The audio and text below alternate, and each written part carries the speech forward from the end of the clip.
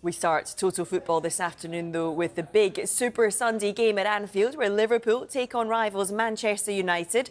Ruben Amorim will be speaking to the media this afternoon. We will chat to Daniel Kahn ahead of that news conference in just a moment. But first of all, let's head to Liverpool's training ground. Vinny O'Connor is there. Vinny, you spoke to Arne Slot this morning. Liverpool, of course, lost their last 3 games in all competitions before the international break. How did Slot reflect on those recent struggles? Yeah, Joe, I don't think he takes them in isolation. He's looking at the course of the season as a whole, really, and the fine margins that have gone against Liverpool in the last 3 games probably went in their favour in the previous 7 before that. And he's looking at Liverpool's performances as a whole. He feels there needs to be an improvement across the board, really, certainly in terms of the goals that they're conceding at the moment. And he's far from happy at the amount of opportunities they're allowing, certainly the amount of crosses that they've allowed into the box that have created those opportunities for opposing sides as well. But at the same time, I think there's an underlying defiance from the Liverpool head coach that maybe things aren't as bad as some would have you believe. Results don't lie. If you lose 3 times in a row, we have to do better. But I think these players that have experienced so many things don't wake up at night thinking, wow, we've lost 3 times. We need to be aware of that. We are aware of that, and we have to react to that. But maybe after losing 3 times, you're hoping for that sparkle or this 1 or 2% more. Not only from us, also from our fans on Sunday. Wonderful sight and exhilarating sound. This place rumbles as it does only for this collision of the historically mighty. This for each is always the one. I look forward to every single Premier League game, but maybe even more towards the Man United one, because I know how special it is, and I've experienced it last season, how special of a game it is.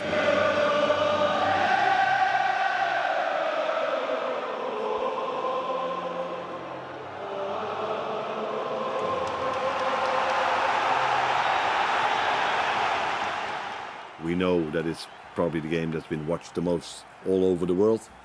So yeah, it's special to be part of it. But in the end, it's also a game where we have to be at our best, because United, in my opinion, has had a better start of the season than maybe the league table is showing.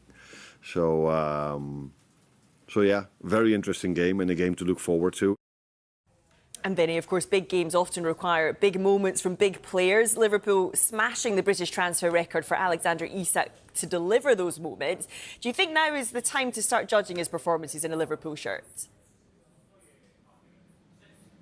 I think it could well be, Joe. We're looking at that Liverpool front line as a whole as well. When we're talking about big moments, producing results, of course, go back to the game against Chelsea and that defeat for Liverpool, the 3rd on the trot, as we talk about.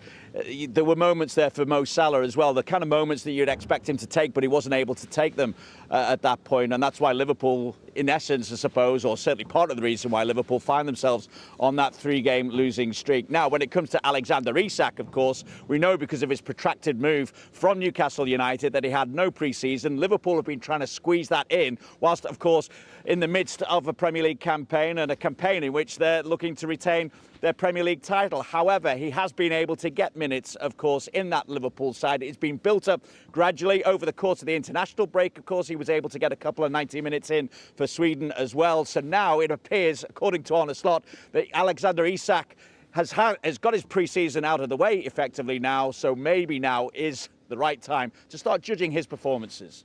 I think now he's had his 5-6 weeks of pre-season, which is normal for every player, especially if you've been out for 3 or 4 months.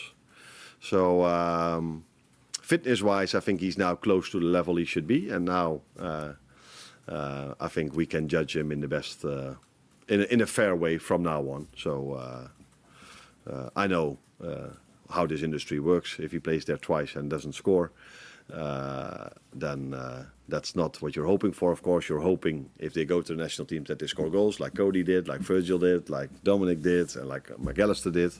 Do I forget a few? Probably. But I think his pre-season may be finished now. He's played a few games, 70, 80, 90 minutes. So let's see where he is in the upcoming weeks.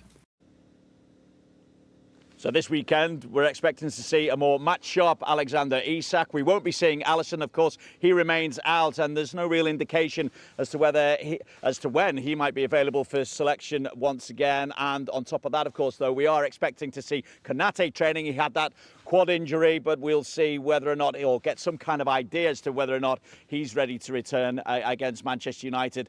Of course, this weekend we will be at training at around about 12:30. We'll be bringing you those pictures live from training. And Ryan Gravenberch, we're told, no underlying issues there after he was brought off at half-time in the Netherlands midweek victory over Finland.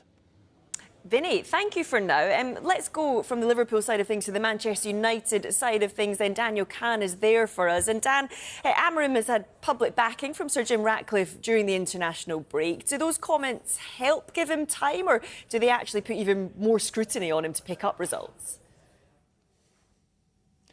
Afternoon, Joe. I mean, I don't think it puts any more pressure or scrutiny on Ruben Amorim. I think he'll probably appreciate the public backing from the co-owner, Sir Jim Ratcliffe, essentially saying that he wants to give him more time to turn the fortunes around here at Carrington and at Manchester United. He said he'd be willing to give him 3 years to prove that he is an elite coach. But in truth, the season so far has been a bit of a roller coaster. And as they prepare for what is their biggest game of the season so far against Liverpool on Sunday, I think the question for Ruben Amorim is just unsure of which United we will see on Sunday. Will it be the combative, intense United that we saw against Chelsea and even Sunderland just before the break, or will it be something more similar to the disappointing performances against Manchester City and Brentford? There's a few selection dilemmas I think Ruben Amorim will be asked about this afternoon. More importantly, I think the most important one will be Senna Lommans, the goalkeeper, who made his debut against Sunderland before the break. Quite a commanding performance that led to the Old Trafford crowd chanting, "Are you Peter Schmeichel